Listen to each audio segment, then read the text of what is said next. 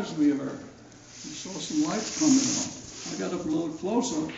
It was all the existing prisoners of war in that camp coming to see who the new prisoners of war are, just being admitted, you know. And I looked around and I saw several faces I recognized. They were people who I had trained with who had the misfortune to get shot down before I did. But at least I wasn't completely alone and nobody I even knew there. So here we are in a permanent prison camp where we're going to spend the next 6 months or so. One of the folders of information there has some sketches of the kind of facilities and environment that we lived in the permanent prison camp. But there were World War I style barracks with 15 men to a room, triple-decker bunks, no box springs or any of these things we see being hawked on television, mattress sales. Slats, 5 slats for springs, and a mattress filled with sawdust, just a burlap bag filled with sawdust, you know. Fortunately, the Red Cross gave us 2 blankets, which in that cold was very much a necessity. But 2 blankets was not enough for those cold nights in northeast Germany. So the Nazis, the Germans, wanted to propagandize us all they could, so they only bringing us German newspapers.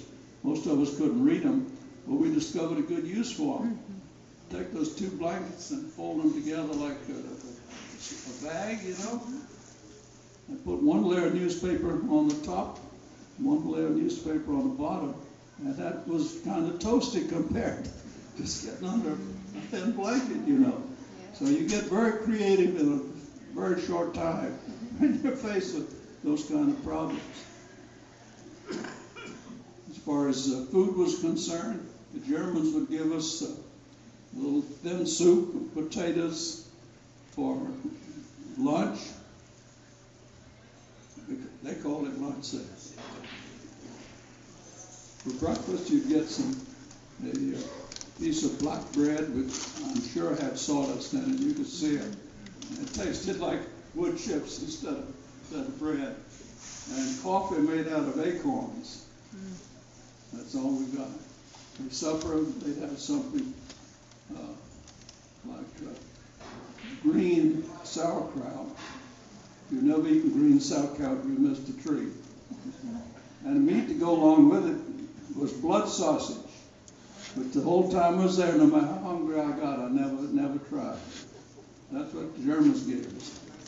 Again, the Red Cross came to our rescue. The Red Cross was able to get into the camp and deliver food parcels. They delivered 1 parcel to each man, contained 11 pounds of food. And but for that Red Cross food, a lot of us never would have been made. Would have made it. So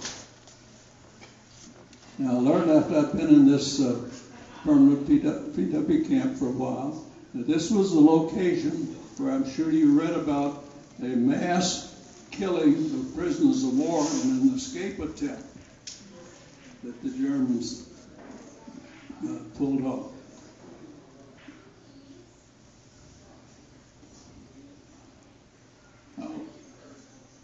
It's quite a story as to how prisoners of war were able to get out.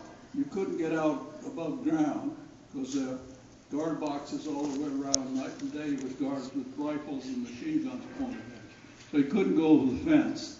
So somebody came up with the idea of digging tunnels. I mean, we had a little stove in the room. You'd have to move the stove over, start a tunnel, go down a little ways. And when you got down far enough, you had to start going laterally to get out from the fence around the place. And eventually you get far enough to be beyond the fence, you had to come up. Sort of a U-shaped tunnel.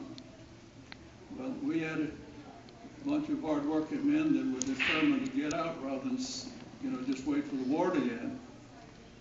And so first thing they did, they took 2 slats out of everybody's bed to use to shore up the tunnel.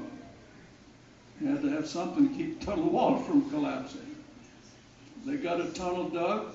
We're about ready for a couple hundred people to make a break and get out one night. A couple of days before the break was scheduled, some soft earth over the end of the escape hatch, you know, soft earth collapsed, and the Germans found out.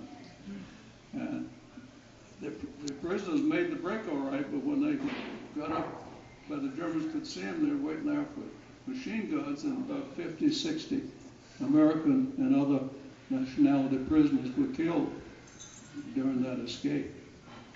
So that was a scary place.